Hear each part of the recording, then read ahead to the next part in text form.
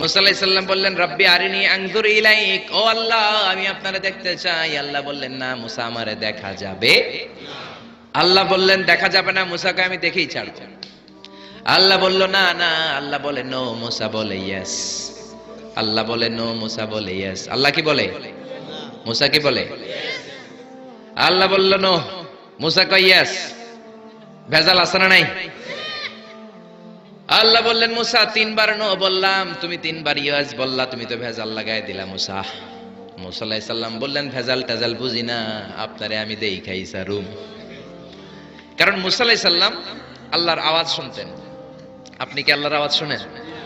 তো আপনার দেখার বাসনা কেমন আর মুসা আলাইহিস সালামের দেখার বাসনা কেমন তো একরকম নয়। উনি তো আল্লাহর আওয়াজটা শুনতেন। ওয়া কাল্লামাল্লাহু মুসা তাকলিমা, without any media, without any via. আল্লাহ সরাসরি মুসার সাথে কথা বলতেন। জোরে করে আল্লাহু আকবার।